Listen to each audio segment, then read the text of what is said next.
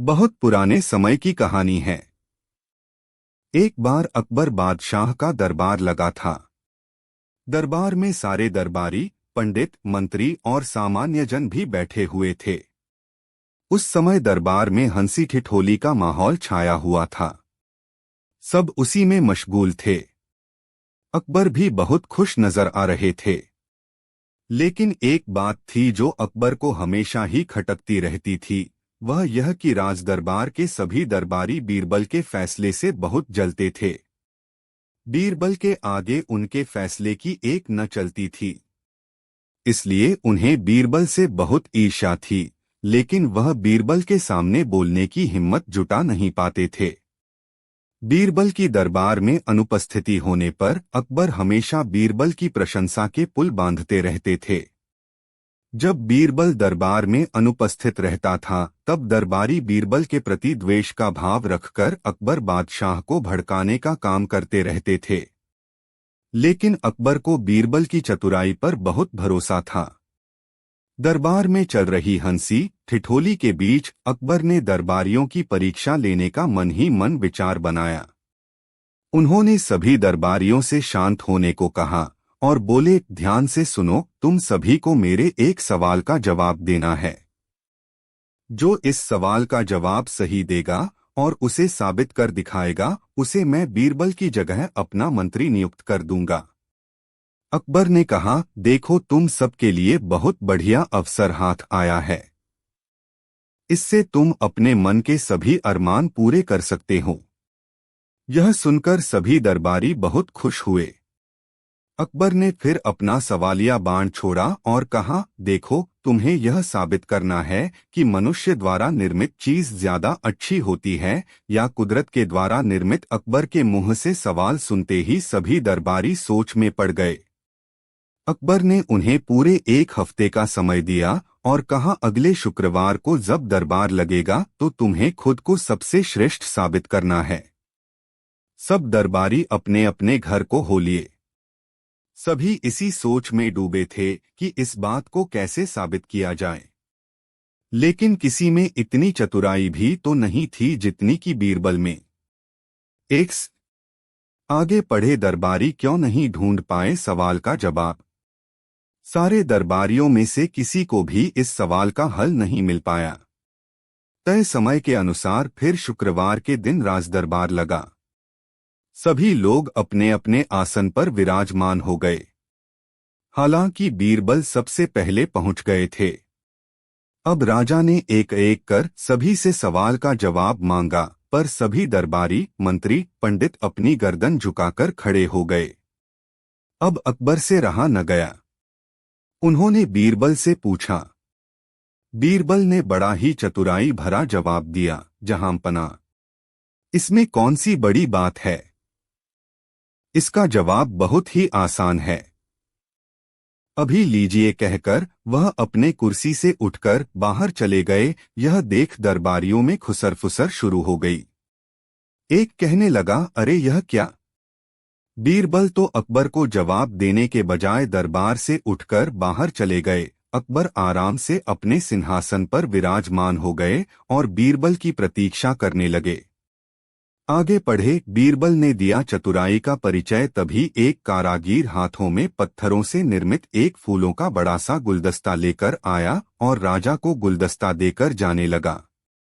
राजा ने गुलदस्ता हाथ में लिया और उसकी सुंदरता देखकर गुलदस्ते की बहुत तारीफ की और अपने खजाने के मंत्री को आदेश दिया कि इस कारीगर को 1000 स्वर्ण मुद्राएं इनाम के तौर पर दी जाएं। इनाम लेकर कारीगर खुशी खुशी बाहर चला गया। तभी अकबर के बगीचे का माली आया और एक बड़ा सा गुलदस्ता को राजा को भेंट किया।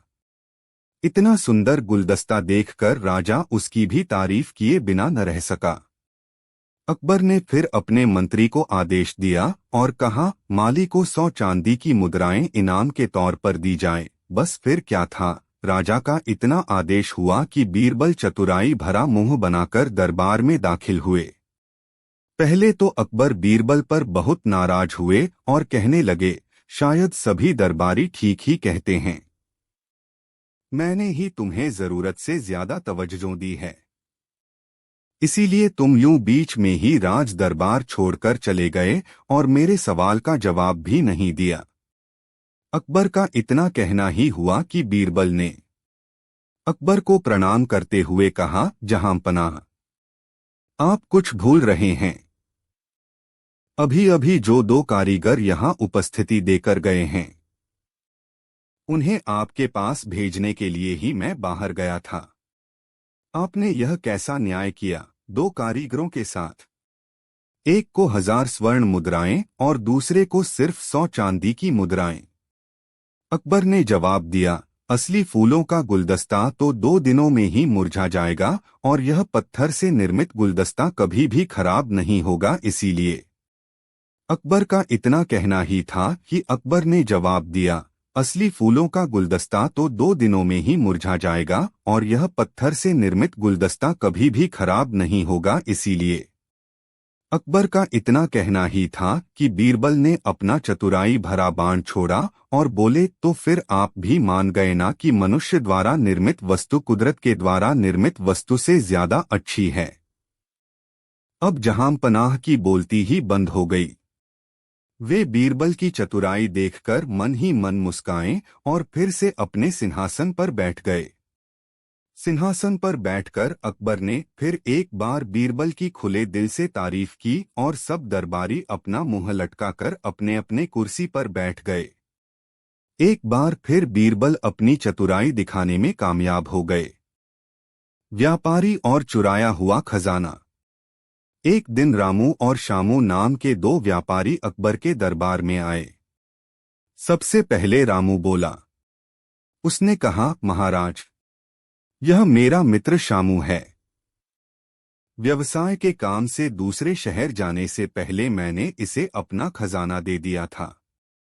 वहां से लौटने के बाद जब मैंने उससे वह खजाना वापस मांगा तो उसने कहा कि उसने उसे कभी कुछ नहीं दिया। शामू ने कहा, नहीं महाराज, आप मेरे घर की जांच कर सकते हैं। रामू ने मुझे कभी कोई खजाना नहीं दिया। वह झूठ बोल रहा है। अकबर ने अपने सैनिकों से शामू के घर की जांच करने को कहा। सिपाहियों को कुछ नहीं मिला।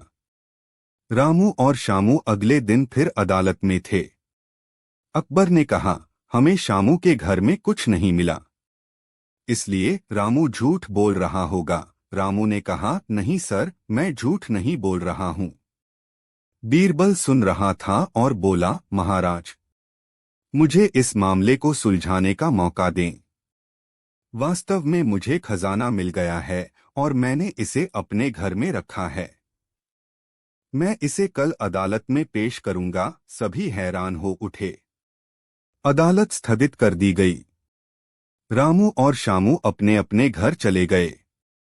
बीरबल ने सिपाहियों से भेष बदलकर शामू का पीछा करने को कहा। शामू घर गया और कुछ देर बाद बाहर आया। वह एक जंगल में गया और एक बड़े बरगद के पास एक जगह खोदी तो रामू झूठ बोल रहा होगा। रामू ने कहा, नहीं सर, मैं झूठ नहीं बोल रहा हूं। बीरबल सुन रहा था और बोला, महाराज, मुझे इस मामले को सुलझाने का मौका दें। वास्तव में मुझे खजाना मिल गया है और मैंने इसे अपने घर में रखा है। मैं इसे कल अदालत में पेश करूंगा। सभी हैरान हो उठे। अदालत स्थगित कर दी गई। रामू और शामू अपने अपने घर चले गए। बीरबल ने सिपाहियों से भेष बदलकर शामू का पीछा करने को कहा। शामू घर गया और कुछ देर बाद बाहर आया। वह एक जंगल में गया और एक बड़े बरगद के पास एक जगह खोदी। पेड़। उसने एक बड़ा थैला निकाला जिसमें आभूषण थे। तुरंत सिपाहियों ने उसे गिरफ्तार कर लिया। उन्होंने उसे दरबार में राजा के सामने पेश किया। बीरबल ने कहा, महाराज, कल मैंने आपसे झूठ बोला था। मुझे कोई खजाना नहीं मिला। मैं यह पता लगाना चाहता था कि क्या शामू निर्दोष है। लेकिन जब मैंने ऐसा कहा तो शामू चिंतित हो गया और उसने जाकर उस स्थान की जांच की जहां उसके पास खजाना था। वास्तव में खजाना छिपा हुआ है। इसलिए कृपया शामू को गिरफ्तार करें और यह खजाना रामू को सौंप दें। अकबर बीरबल से बहुत खुश थे। अकबर को पता चला कि उसके कुछ मंत्री बीरबल के शत्रु बन गए हैं। उन्होंने इस संबंध में कुछ करने का निर्णय लिया। उन्होंने सोचा कि वह उन्हें कुछ काम देंगे जिससे यह सिद्ध हो सके कि बीरबल सबसे अधिक समझ में आता है। बादशाह ने अपने सभी मंत्रियों को बुलाया और आदेश देते हुए कहा, शहर के बाहर एक काफिला है। मैं चाहता हूं कि तुम सब लोग वहां पर उसके बारे में जानकारी एकत्रित करके मुझे बताओ। जब सब दरबारी और मंत्री वापस आए तो बीरबल उनके साथ नहीं थे। अकबर ने अन्य दरबारियों से पूछा, बताओ यहाँ कितने व्यापारी हैं? उनसे एक ने उत्तर दिया, महाराज, लगभग 27। बादशाह ने अगला प्रश्न किया, वे किन किन वस्तुओं का व्यापार कर रहे हैं? महाराज, बहुत सी वस्तु का, दूसरे ने उत्तर दिया। बादशाह ने कहा, मैं स्पष्ट उत्तर चाहता हूं कि कौन कौन सी वस्तुओं का व्यापार करते हैं। उनमें से एक मंत्री ने उत्तर दिया, 3 प्रकार की वस्तुएं हैं महाराजा। तीसरे मंत्री ने उत्तर दिया, यहाँ बहुत से व्यवसाय हैं, कुछ अनाज व्यवसाय हैं, कुछ कपड़ा व्यवसाय हैं, एक व्यवसाय चमड़ा कंपनियां हैं और कुछ तेल व्यवसाय हैं। बादशाह ने फिर पूछा, तुम्हें उनके दोस्तों के बारे में क्या पता है? उनके पास कोई घोड़ा या ऊंट क्या है? उत्तर मिला, उनके पास घोड़े हैं, पर हमने उन्हें नहीं देखा। तभी बीरबल वापस आ गए। उसके अकबर ने मुकरते हुए कहा, क्या खिलौने के बारे में कुछ पता है? बीरबल ने उत्तर दिया, हाँ महाराज। इतने में बीरबल ने बादशाह को सूचित किया, कुल 22 व्यापारी हैं, विभिन्न प्रकार के उत्पाद, 7 अनाज उद्योग, 4 आटा डीलर, 3 तेल डीलर और एक वाणिज्य का व्यापार है। उनके करीब 5 ऊंट हैं, जिनमें एक का आगे का पैर हुआ है। उनके पास के बैंड के घोड़े भी हैं। 4 काले सफेद, 10 काले, 3 सफेद हैं और बाकी के 8 कत्थई और सफेद हैं। ऐसी ही एक जानकारी के अनुसार बीरबल चिप्स हो गया। बादशाह ने अकबर से पूछा, जानकारी पूरी हो गई या कुछ और भी बची है?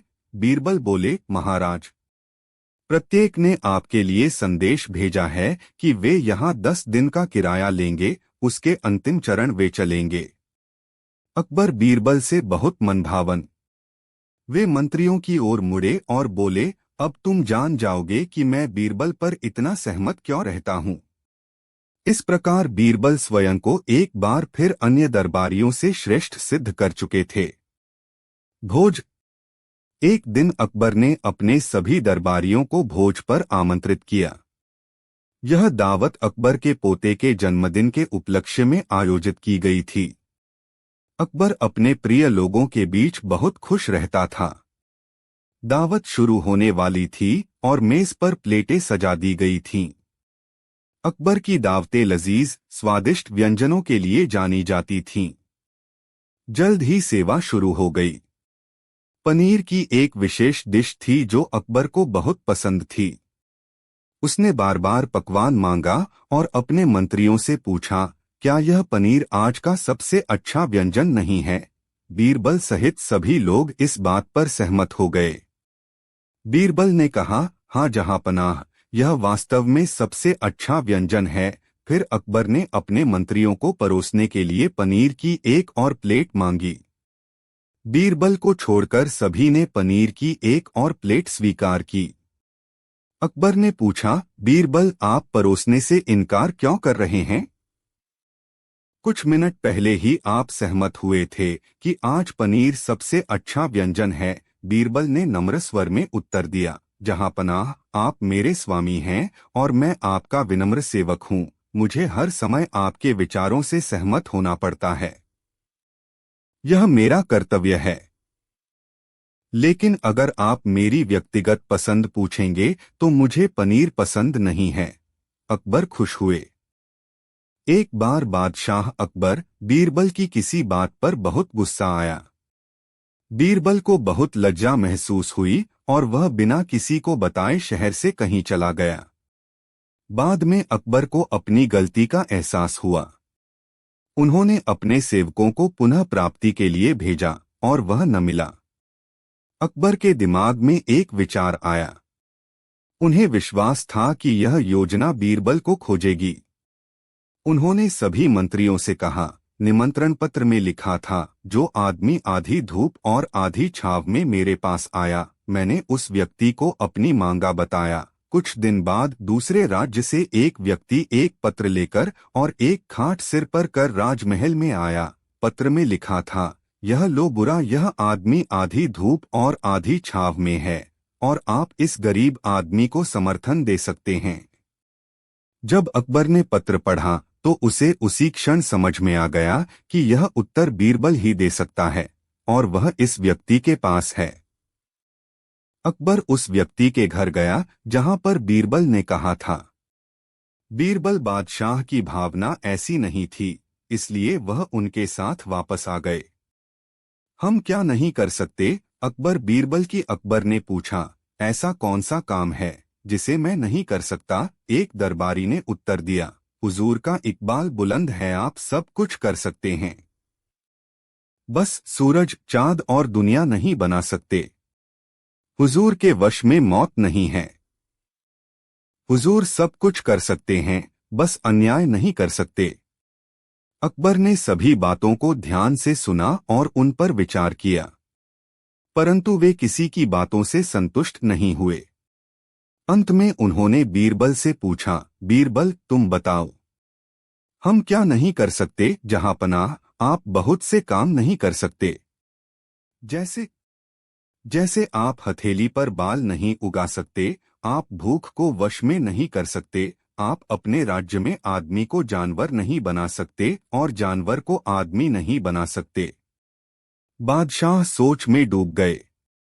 उन्हें लगा जैसे वे बहुत तुच्छ प्राणी हैं। घमंड अच्छी चीज नहीं है। पंडित की हार, पंडित की हार। एक दिन एक पुजारी सोने की चूड़ियों से भरी कलाई लेकर अकबर के दरबार में आया और अकबर को चुनौती दी।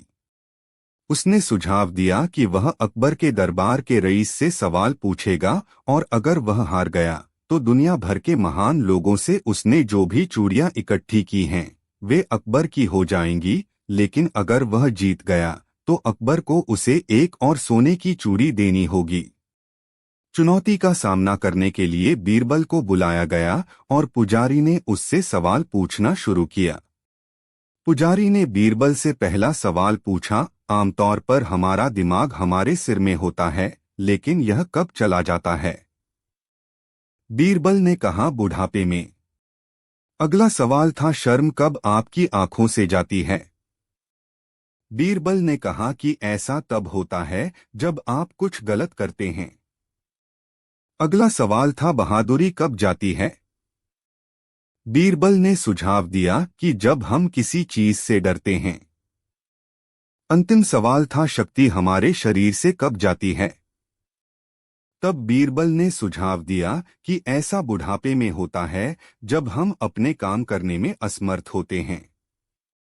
पुजारी समझ गया कि वह हार गया है, इसलिए उसने अपनी सारी चूड़ियां अकबर को दे दी और चला गया। सच्ची पूजा, अकबर और बीरबल की कहानी। एक बार अकबर को शिकायत मिली कि उनके राज्य में एक व्यक्ति भगवान की मूर्ति के सामने शराब चढ़ा रहा है। अकबर को ये मूर्खतापूर्ण लगा और उन्होंने बीरबल को आदेश दिया कि वे उस व्यक्ति को सजा दें। बीरबल उस व्यक्ति को अपने साथ ले गए और उसे एक नदी के किनारे ले जाकर कहा, इस नदी में पानी डालो। व्यक्ति ने ऐसा ही किया। फिर बीरबल ने कहा, अब यह पानी वापस ले लो। व्यक्ति असमंजस में पड़ा क्योंकि पानी वापस लेना असंभव था। बीरबल ने समझाया, तुम उसी ईश्वर को शराब चढ़ा रहे हो जो इस विशाल नदी का भी पोषण करता है। वह तुम्हारी चढ़ाई गई शराब को कैसे स्वीकार सकता है? व्यक्ति को अपनी गलती का एहसास हुआ और उसने ईश्वर की सच्ची पूजा करने का वचन दिया। अकबर को जब इस बारे में पता चला तो उन्होंने बीरबल की सूझबूझ की प्रशंसा की। सीख, ईश्वर की सच्ची पूजा आडंबरों से नहीं बल्कि सच्चे मन और कर्मों से होती है। असली मालिक कौन? एक दिन दो व्यक्ति दरबार में हाजिर हुए। दोनों का दावा था कि एक बैलगाड़ी उनकी है। अकबर असमंजस में पड़ गए, क्योंकि दोनों के पास अपने अपने दावे को साबित करने के लिए कोई सबूत नहीं था। बीरबल ने अकबर से अनुमति मांगी और फिर दोनों व्यक्तियों से पूछा कि रात को बैलगाड़ी कहाँ रहती है। एक व्यक्ति ने बताया कि वह उसे खेत में बांध देता है, वहीं दूसरे ने कहा कि वह उसे रात में अपने घर के अहाते में रखता है। बीरबल ने दोनों व्यक्तियों को जाने के लिए कहा और फिर दरबारियों से कहा कि रात को वे चुपके से जाकर देखें कि बैलगाड़ी कहाँ रखी गई है। रात को दरबारी गए और देखा कि बैलगाड़ी खेत में बंधी हुई है। अगले दिन दरबार में बीरबल ने बताया कि असली मालिक वह है जिसने बताया था कि बैलगाड़ी रात को खेत में रहती है। असली मालिक जानता था कि बैल रात को कहाँ रहते हैं, जबकि दूसरे व्यक्ति ने सिर्फ अनुमान लगाया था। अकबर बीरबल की सूझबूझ से खुश हुए और उन्होंने असली मालिक को बैलगाड़ी सौंप दी। सीख सच्चाई का पता लगाने के लिए कभी कभी सूक्ष्म निरीक्षण और तार्किक सोच की आवश्यकता होती है। सजग व्यापारी और गुमशुदा खजाना। रातों रात 2 इंच लंबी होने वाली लकड़ी एक समय की बात है। धनी व्यापारी करीम को कुछ जरूरी काम से कुछ दिनों के लिए अपने सूबे से बाहर जाना पड़ा। वापस लौटने पर उन्हें एक भयानक दृश्य का सामना करना पड़ा। उनका पूरा खजाना, जो धन दौलत से भरा हुआ था, खाली पड़ा था। चोर बिना कोई निशान छोड़े सारा धन चुरा ले गया था। करीम निराशा के सागर में डूब गए। अपना खोया हुआ धन वापस पाने और अपराधी को सजा दिलाने के लिए करीम ने अपने 5 नौकरों को बुलाया। ये वही लोग थे जो उनकी गैरहाजिरी में घर पर मौजूद थे।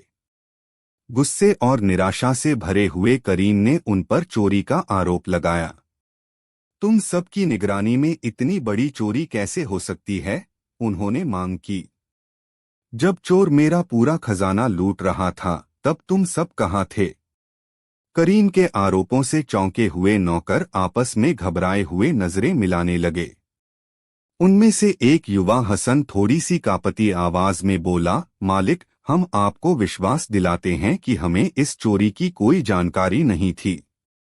चोरी के वक्त हम सब सो रहे थे।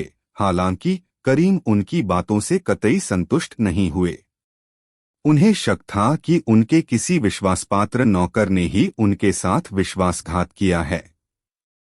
वह उस अपराधी को बेनकाब करने के लिए दृढ़ थे।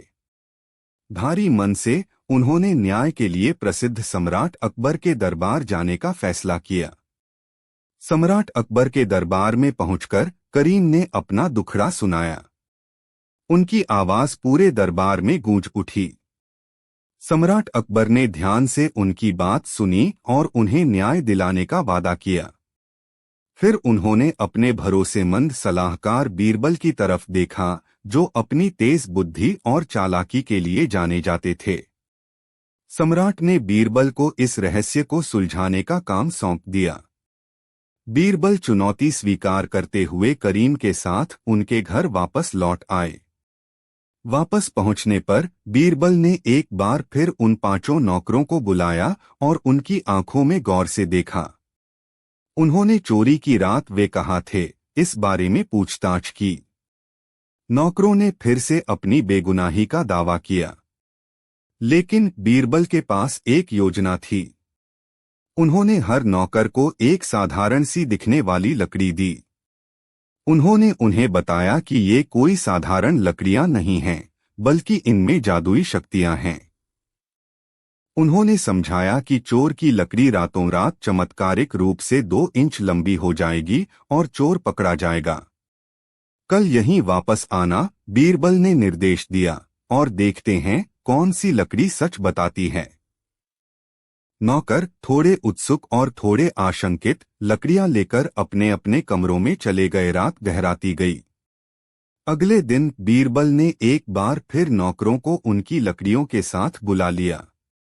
जैसा कि उन्होंने हर लकड़ी को ध्यान से देखा, उनके होठों से एक गहरी सांस निकली। राशिद नाम का एक नौकर, जो असली चोर था, उसकी लकड़ी दूसरों से स्पष्ट रूप से 2 इंच छोटी थी। बिना किसी हिचकिचाहट के बीरबल ने राशिद की ओर इशारा करते हुए कहा, अपराधी बेनकाब हो गया है। अन्य नौकर स्तब्ध और निराश होकर राशिद की ओर घूम गए, उनकी आंखों में विश्वासघात झलक रहा था। राशिद, जिसका चेहरा डर से पीला पड़ गया था, वह सिर्फ शर्म से सिर झुका सकता था। सम्राट अकबर रहस्य खुलते देख एक बार फिर बीरबल की सूझबूझ से प्रभावित हुए। उन्होंने बीरबल की चतुराई की सराहना की और राशिद को उसके अपराध के लिए दंडित करने का आदेश दिया। करीम अपना खोया हुआ खजाना वापस पाकर और चोर के बेनकाब होने से खुशी से झूम उठे। उन्होंने बीरबल और सम्राट अकबर का दिल से आभार व्यक्त किया। इस घटना से उन्होंने लालच के परिणाम और ईमानदारी के महत्व को सीख लिया। करीम ने अपने सभी नौकरों को इकट्ठा किया और उन्हें बताया कि बीरबल की लकड़ियों में कोई जादू नहीं था। असली जादू उनकी अपनी ईमानदारी में होता। चोरी का डर ही राशिद को बेनकाब कर गया। यह सुनकर राशिद को अपने किए पर पछतावा हुआ। उसने कभी नहीं सोचा था कि उसकी चालाकी उसे इस तरह फंसा देगी। करीम ने उसे माफ तो नहीं किया, पर उसे एक और मौका जरूर दिया। राशिद ने ईमानदारी से काम करने का वादा किया और अपनी गलती सुधारने की कसम खाई। इस तरह बीरबल की चतुराई और करीम की सतर्कता से न सिर्फ खजाना वापस मिला, बल्कि राशिद को भी एक सबक सीखने का मौका मिला।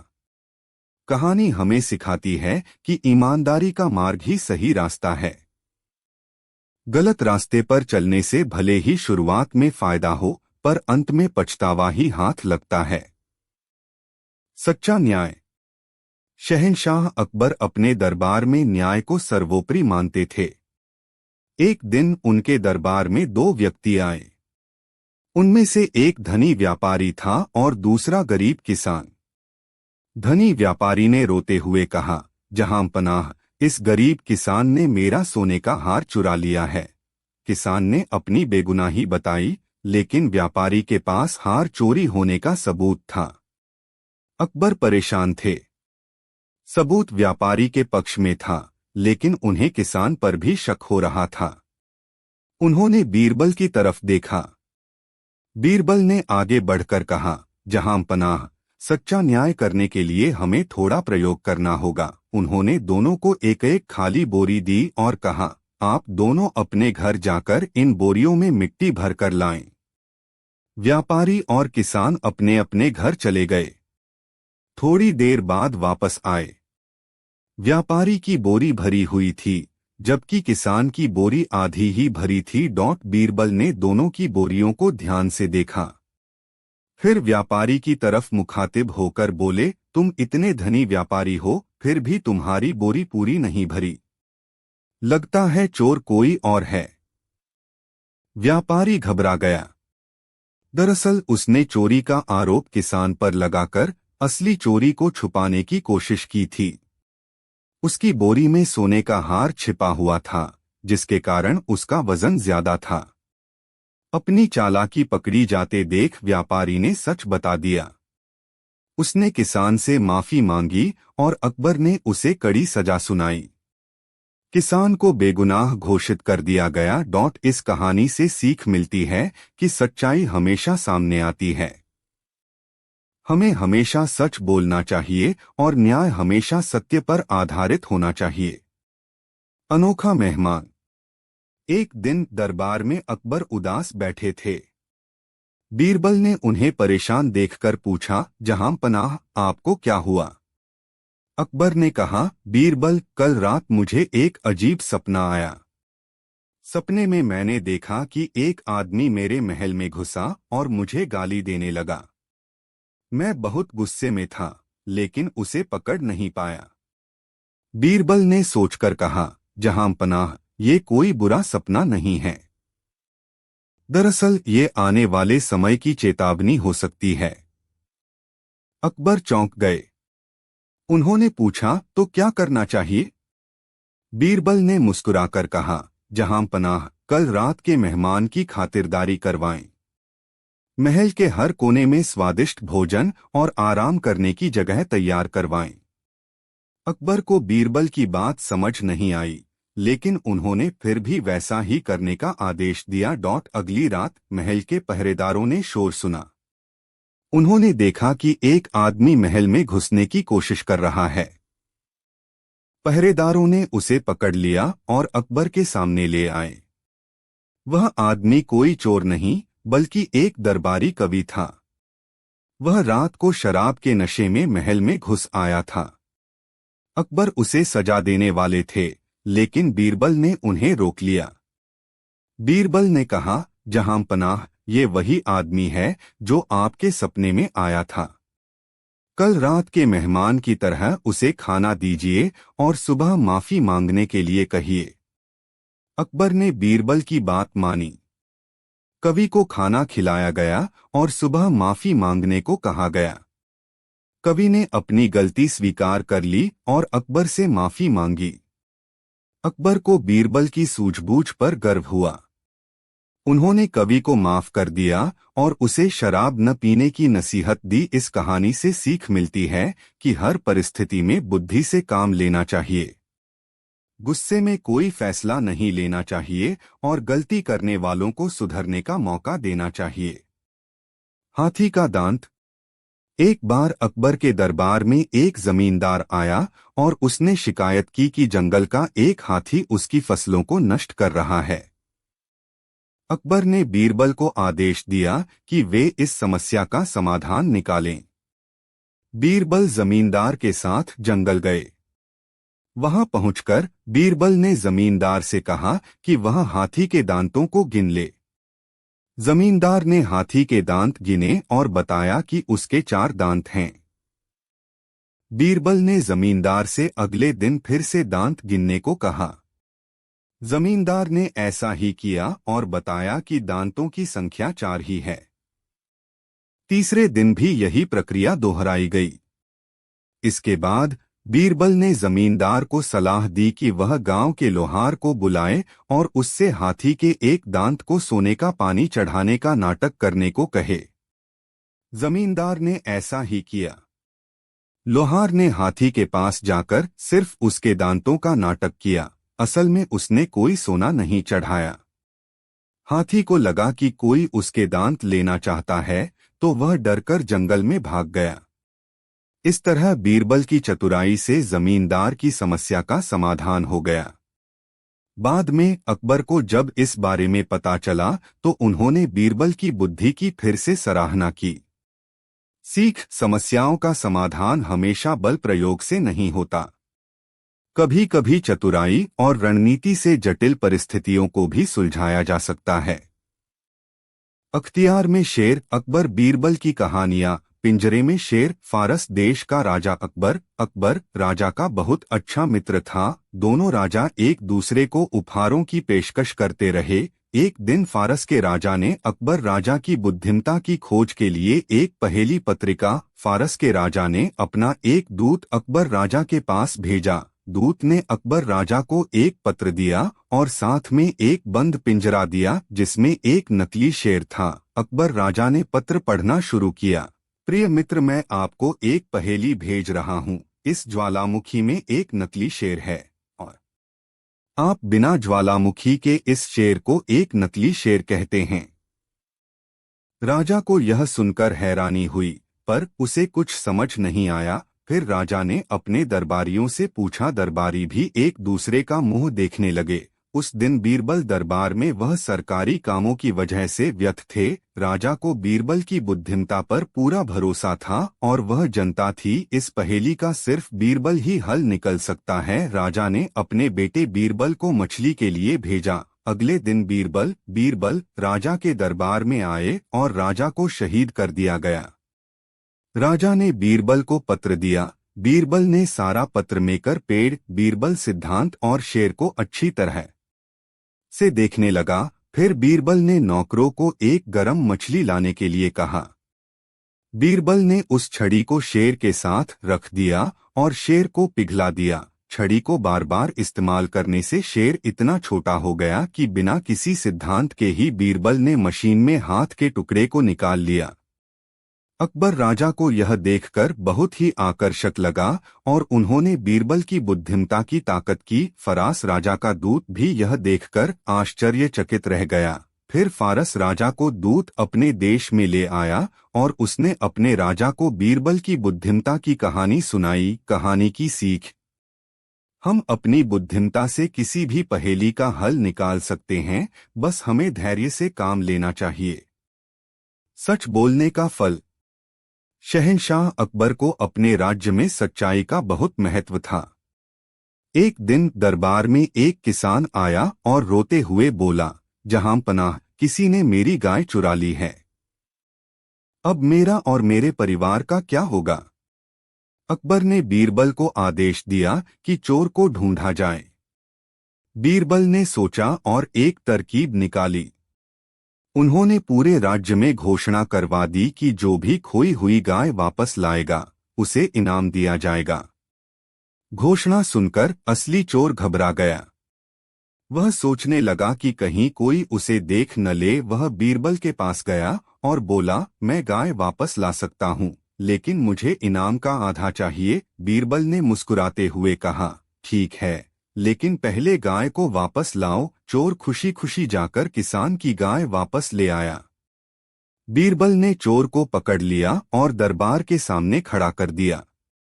उन्होंने अकबर से कहा, जहां पनाह, असली चोर यही है।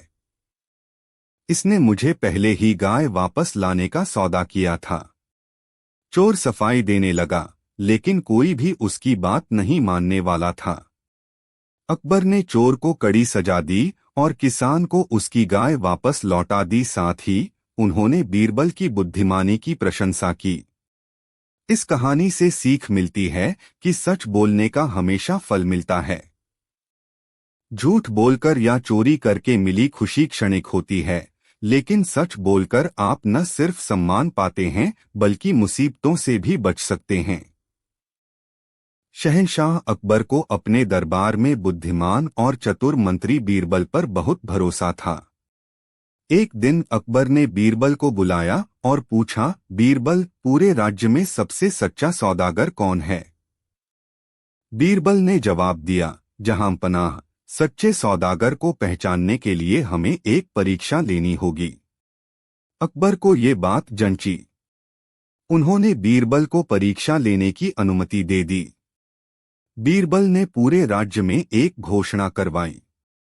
शहंशाह अकबर एक अनोखी चीज खरीदना चाहते हैं जो कभी खोती नहीं है। जो भी इसे बेचना चाहता है वह दरबार में उपस्थित हो।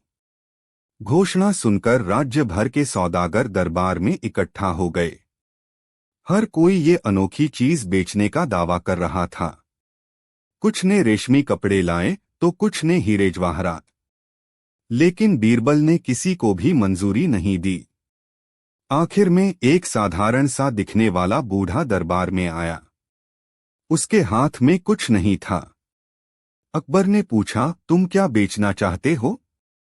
बूढ़े ने शांत स्वर में कहा, जहां पनाह, मैं वक्त बेचना चाहता हूं। यह सुनकर सब सौदागर हंसने लगे।